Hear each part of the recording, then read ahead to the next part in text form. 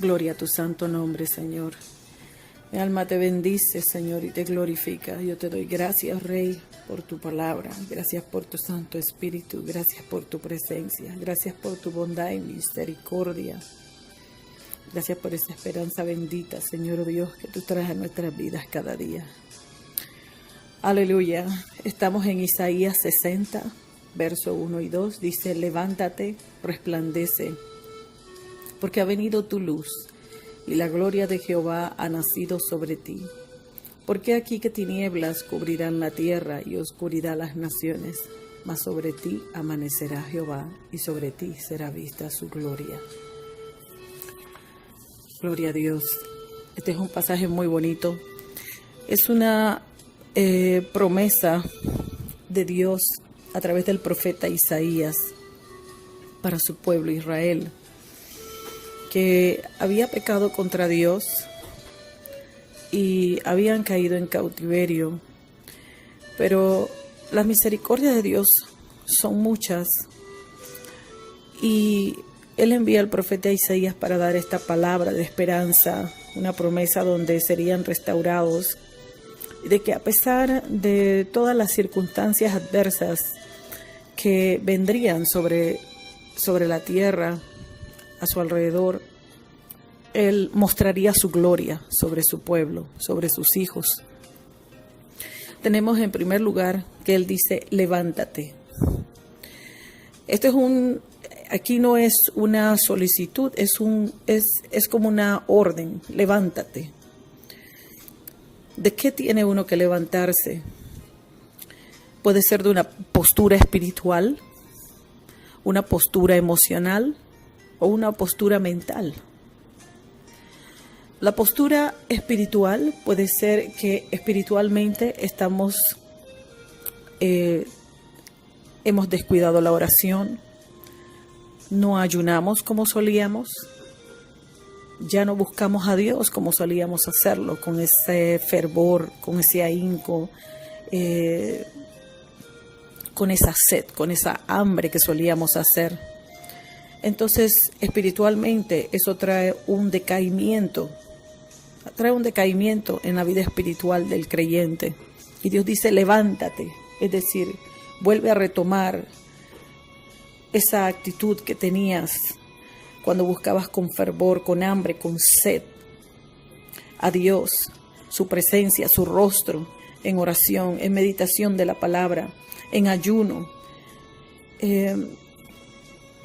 Una postura emocional puede ser que probablemente han llegado circunstancias dolorosas, adversas, dificultades. Ha venido un ataque a las finanzas, a la salud, dentro de tu hogar, tu familia, tu matrimonio. No sé qué puede estar ocurriendo en tu vida, pero todas estas cosas, nosotros no estamos hechos de piedra, estamos hechos de carne. Y Dios sabe estas cosas, o un hijo de Dios, por muy lleno del Espíritu Santo que esté, y que vive una vida apegada a la presencia de Dios, llegan momentos difíciles en donde también va a sufrir este decaimiento espiritual, emocional. Lo vemos en el profeta Elías, cuando después de que él le da esta palabra de juicio al rey Acab por el pecado, Dios le dice que se vaya a ocultar, a esconder en el arroyo de Kerit, y ahí va a ser sustentado por unos cuervos. Y dice la palabra de Dios que los cuervos le traían pan y carne 3 veces al día. Pero llegó un momento en que dice que el arroyo de Kerit se estaba secando. El profeta Elías dice: se echó debajo de un enebro. Aquí vemos una postura tanto espiritual como emocional. Porque aquí nos muestra que el profeta Elías, a pesar de que era un hombre que Dios lo usaba con grandes señales, con poder, tenía una gran unción, era un hombre bastante, tenía una comunión muy íntima con Dios, llegó a sentir ese golpe, ese impacto en su vida espiritual, en sus emociones. Que dice que él se echó debajo de ese enebro y dijo: basta ya, Jehová, mejor quítame la vida. No soy yo mejor que mis padres. Lo vemos también cuando Jesús es arrestado y Pedro lo sigue de lejos. Entonces dice que los que se calentaban afuera con el fuego que había, le dijeron: sí, tú hablas como ellos, como los discípulos de Jesús. Dice: tú eres uno de ellos. Y él dijo: yo no conozco al hombre. O sea, ahí Pedro, en ese momento, estaban atravesando una persecución. Era una persecución, era una opresión. Jesús fue arrestado. Y ahí en ese momento su hombre interior fue estremecido, su corazón en ese momento, me explico, desfalleció, sintió temor de que lo fueran a matar. Y Pedro dice que negó, hasta maldijo. Entonces vemos que no importa cuán profunda sea nuestra relación con Dios, cuán ungidos seamos, nuestra naturaleza humana aún sigue ahí. Dice que Pedro salió afuera y lloró amargamente. O sea, él se dio cuenta de su humanidad, de que a pesar que él le había dicho al Señor: Señor, aunque sea a la muerte, dice, yo te seguiré, ¿verdad? Entonces nosotros sentimos que amamos mucho al Señor, amamos a Dios, pero cuando llegan esos momentos, así como le pasó a Pedro, realmente no sabremos cuál será nuestra reacción hasta que llegue ese momento. Entonces, si tú estás atravesando por un momento de persecución, de acusaciones que son falsas, o aunque hayas caído o hayas pecado contra el Señor te dice: levántate. No te quedes en esa postración, en esa posición. Eso es lo que quisiera el diablo, que te quedes en esa postración, y él trae a tu mente y a tus pensamientos acusándote de la falta, del pecado que cometiste contra Dios, de que le fallaste a Dios. Y Dios te dice: yo borro tu pecado, levántate. Levántate, resplandece, porque ha venido tu luz. Es decir, que tenemos un Dios tan misericordioso, un Dios amoroso, un Dios de restauración. Dios sabe, conoce nuestra condición y sabe que nuestro anhelo y nuestro deseo es no fallarle, serle fiel, amarlo, obedecerle, seguirlo, estar con Él. Y por supuesto, Dios sabe que nosotros estamos esperando que Él venga por nosotros, queremos irnos con Él, pero Él sabe también que somos carne y la carne es débil. El Señor lo dijo: velad y orad para que no entréis en tentación. A la verdad, el espíritu está dispuesto, mas la carne es débil. Entonces, ya el Señor está anuente de que a lo largo del camino, de este camino angosto, porque el Señor lo dijo, es un camino angosto, no es fácil. Hay muchas cosas que hay que dejar, hay muchas cosas que hay que renunciar, hay cosas que perderemos en el camino por causa del llamado. Y todas esas cosas en algún momento van a afectar nuestras emociones, nuestro pensamiento, porque somos carne. Esas emociones están allí. Pero Dios es un Dios de restauración y Dios dice: levántate. La postura mental, los dardos de fuego del maligno que trae a tu mente tu culpabilidad, tu fracaso, de que le fallaste a Dios, pecaste contra Dios. Entonces, cuando Dios dice levántate y resplandece, es decir, apaga los dardos de fuego del maligno, no sigues recibiendo las mentiras del diablo y proclama la palabra de Dios, porque al tú levantarte de la postración, del decaimiento, el abatimiento en el que te encuentres, Dios va a resplandecer sobre ti. Tienes que asirte de la palabra que Él te dio, lo que Dios te dijo a ti. lo que Dios te mandó a hacer, entonces Dios va a resplandecer sobre ti. El enemigo huirá, porque desde el momento que la gloria de Dios desciende sobre un hijo de Dios, los demonios, Satanás, no pueden resistirlo y ellos huirán. Entonces, ¿cómo nos levantamos? Para poder nosotros levantarnos, primero tenemos que ir en búsqueda del rostro de Dios. Tenemos que acercarnos a Dios. Tenemos que buscar ir a la presencia de Dios. Porque solamente en la presencia de Dios vamos a recibir identidad como hijos, identidad para que nuestra identidad sea restaurada, porque el momento que nosotros le hemos fallado a Dios o las circunstancias que estemos atravesando, las acusaciones del diablo o hemos perdido cosas, hemos atravesado un periodo de llanto, de luto, hemos estado encuevados, con temor, abatidos, las circunstancias que hayamos atravesado, la única manera que podremos realmente levantarnos para poder resplandecer es en la presencia de Dios. Ahí Dios va a restaurar nuestra identidad, tu identidad como hijo, tu identidad como siervo de Dios, como sierva de Dios.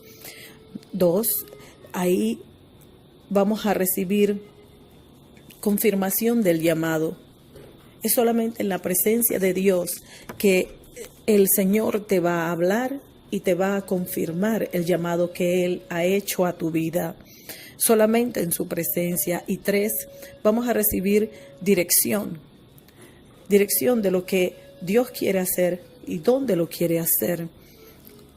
4, recibiremos la palabra, el rema de Dios, esa palabra que necesitamos para el momento que estamos atravesando, y que es esa palabra la que nos va a sostener, es esa palabra la que nos va a llevar al cumplimiento de lo que Dios nos ha prometido, de lo que Dios ha dicho, ¿verdad?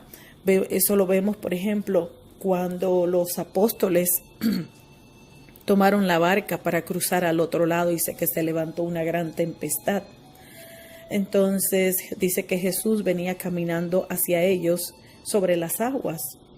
Jesús sabía que se iba a levantar una tempestad. ¿Por qué Él no fue junto con los apóstoles? ¿Por qué Él se quedó atrás?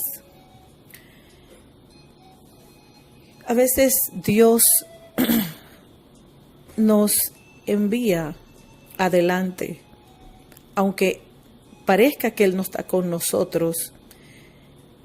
El Señor está con nosotros y pareciera que estuviéramos solos. Se levanta la tempestad, se levanta una tormenta, ¿verdad?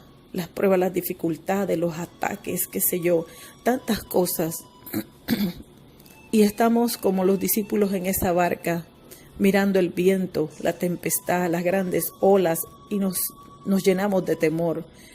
Nos afligimos, nos sentimos abatidos, porque estamos viendo, pareciera que vamos a perecer en medio de esa tormenta, que nuestra barca se va a hundir, que no vamos a poder llegar hasta el otro lado, no vamos a alcanzar lo que Dios nos prometió, el llamado que Dios nos hizo, no vamos a lograr sobrevivir esta prueba, esta batalla, ¿verdad? Entonces dice que cuando vieron al Señor caminando sobre las aguas se espantaron y creían que veían un fantasma. Y comenzaron a gritar, asustados.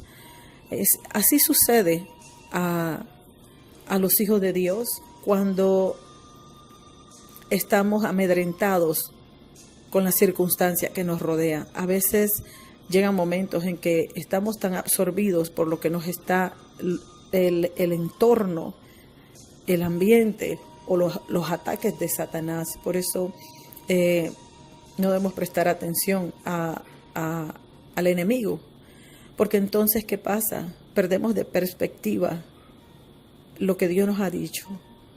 Ya no vemos el rostro del Señor, ya no podemos escuchar la voz, y aunque Dios nos esté hablando no podemos reconocerlo, porque estamos prestando demasiada atención a lo que el enemigo está haciendo, a lo que las circunstancias nos están mostrando, que parece que vamos a perecer.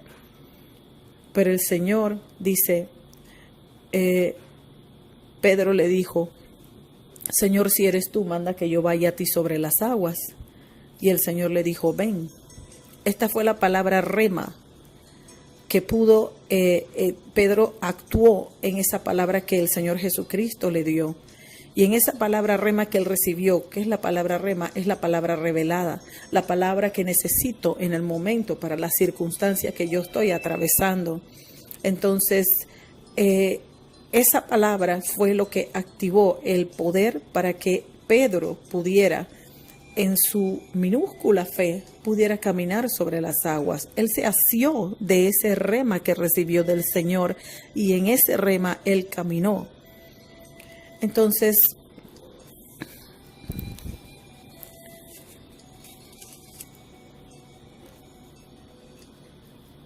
todo esto aparece, Dios ha permitido que todo esto aparezca en las Sagradas Escrituras para que nosotros nos demos cuenta y entendamos que tanto los apóstoles como el profeta Elías, aún Moisés, con todo y que vieron la gloria de Dios, los apóstoles caminaron con el Señor Jesucristo y vieron sus milagros y lo vieron resucitado. Con todo y eso, la humanidad de ellos se manifestó también.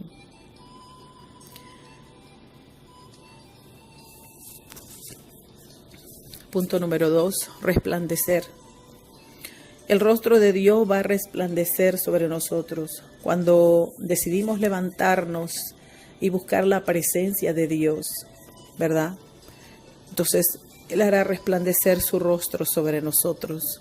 Su gloria nos cubrirá.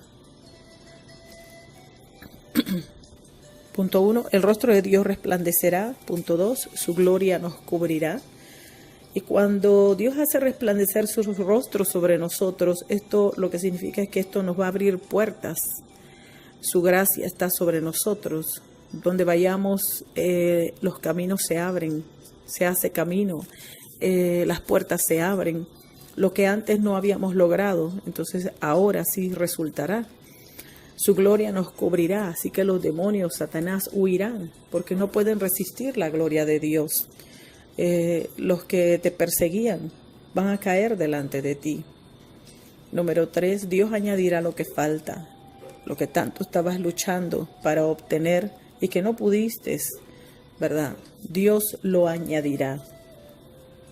Pero todo esto lo logramos es en la presencia del Señor, buscando la presencia de Dios. Punto número 3. Dios se glorificará sobre ti, aunque las circunstancias, la situación que sea contraria, Él va a mostrar su gloria. Eso va a marcar la diferencia, donde está la gloria de Dios y donde está la oscuridad. La oscuridad que hay en las circunstancias que estén en el momento. Ahora mismo con tanto desempleo, empresas cerrando y tantas cosas que están ocurriendo, no solamente aquí, alrededor del mundo. Dios va a marcar la diferencia. Dios va a mostrar su gloria entre los que son su pueblo y los que no son su pueblo. Esto lo vemos bíblicamente hablando cuando Israel descendió a Egipto y estuvieron en Egipto los 400 años. Dice que cuando Dios envía a Moisés para liberar a Israel de la esclavitud en Egipto,